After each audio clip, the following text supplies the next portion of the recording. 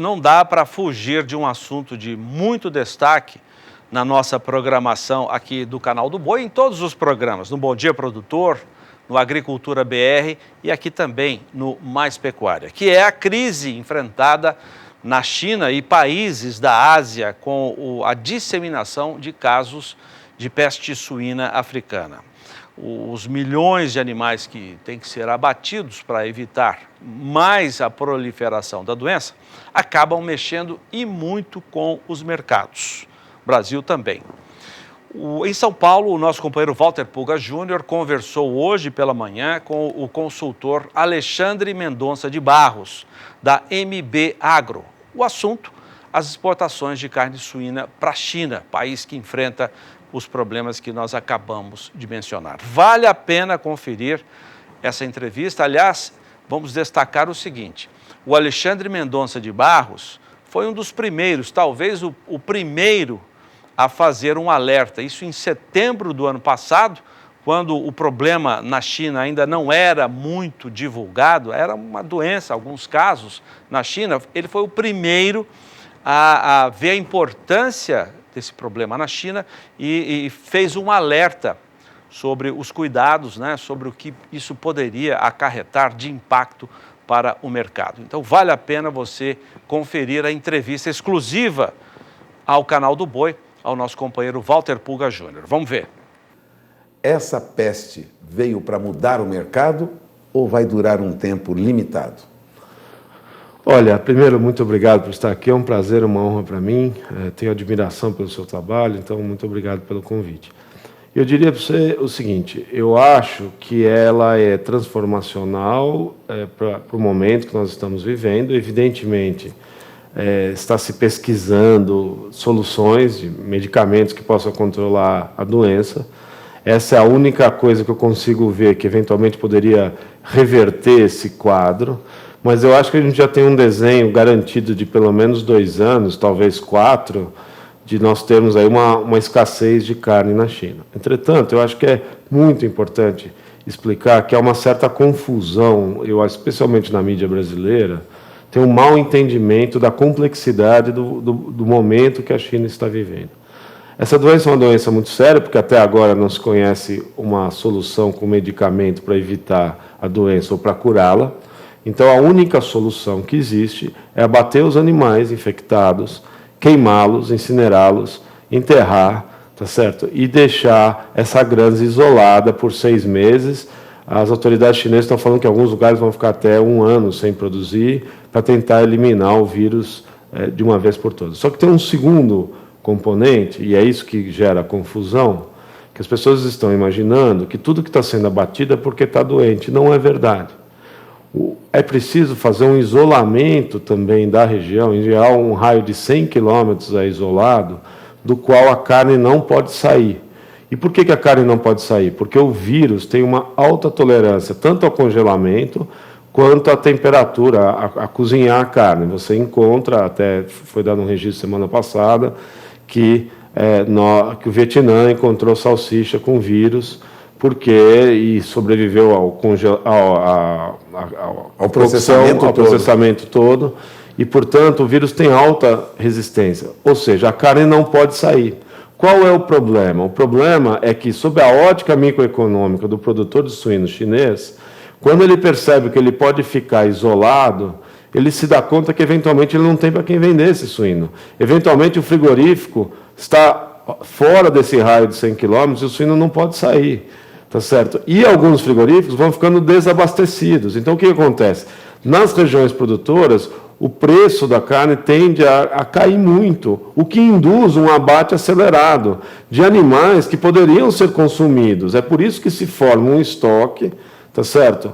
Que em algumas regiões está sobrando carne, mas em outras a carne não consegue chegar. E é essa necessidade de carne que já começou a se mostrar em alguns lugares, que explica as altas exportações, as altas taxas, o crescimento das importações chinesas de todos os tipos de carne, que é exatamente o que vai acontecer. O aumento da carne bovina, o aumento... a própria carne suína importada nas regiões que não estão chegando, frango, cordeiro, o que você imaginar vai ter de demanda.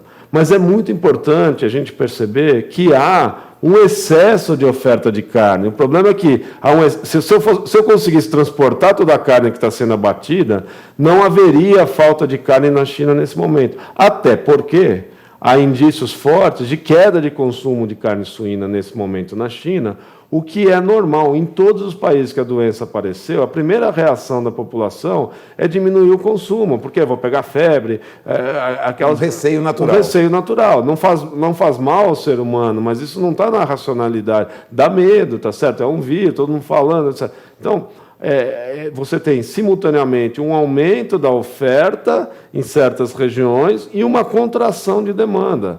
É por isso que os preços do suíno subiram em alguns lugares, mas caíram em outros, estão muito baixos em outros. Vou dar um outro exemplo do que aconteceu recentemente. As autoridades sanitárias chinesas avisaram ao mercado que vão começar a inspecionar as carnes que estão nos frigoríficos, estocadas nos frigoríficos. O que o mercado fez? Evidentemente, você não sabe se tem ou não tem o vírus, saiu vendendo carne. A China chegou a exportar carne suína, tá certo? E as pessoas me perguntam, mas então o problema não é tão grande. Não é isso. É que há um desarranjo estrutural muito grande. A gente tem que entender que tem todo um problema logístico que vai se consolidando com essa doença, uma dificuldade enorme. A gente sabe que a China vai reconstruir esse estoque, mas, ao mesmo tempo, a doença está lá assolando e derrubando. Então, e já passou da China, foi para outros países. Então, esse ponto é outro ponto central. É um problema que está se tornando asiático, não é só chinês.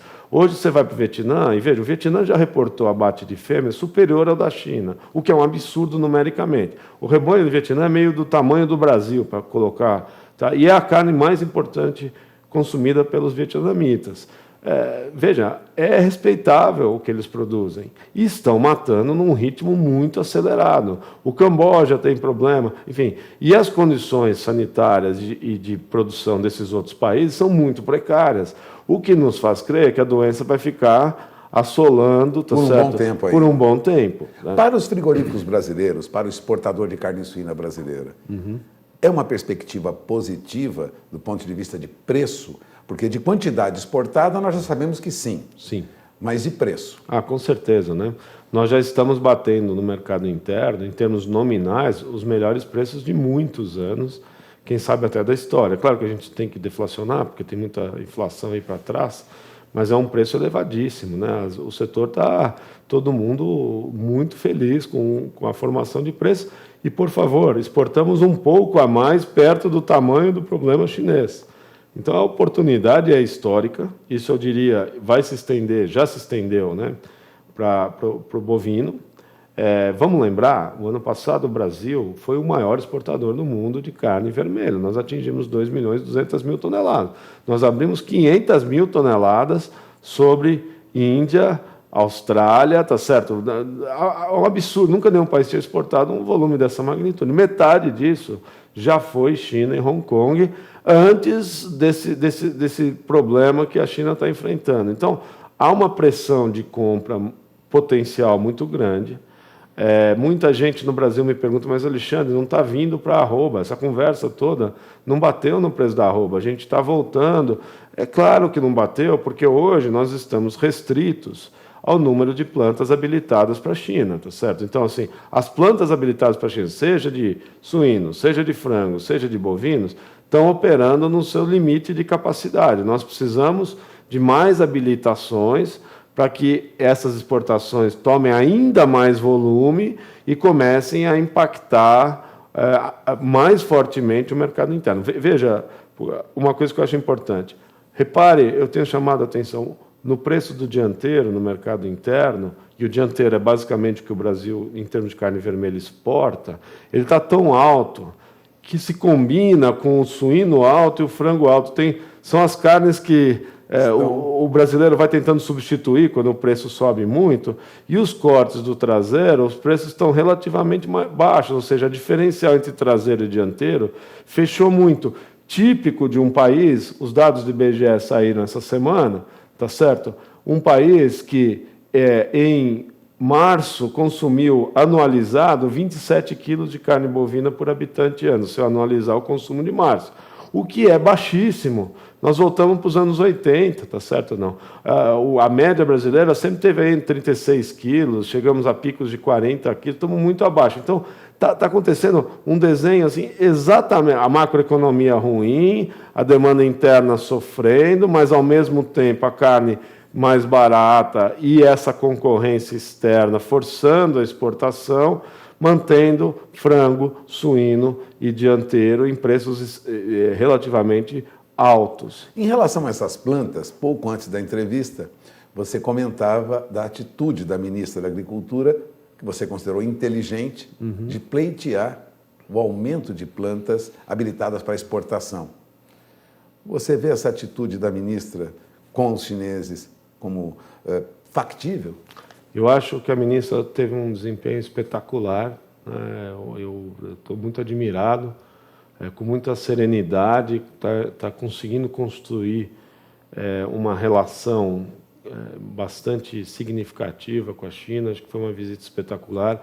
A ideia de propor aos chineses que o padrão sanitário, a habilitação para a Europa, sirva como padrão sanitário para os chineses, tá certo? Eu acho que foi sensacional, uma ideia genial.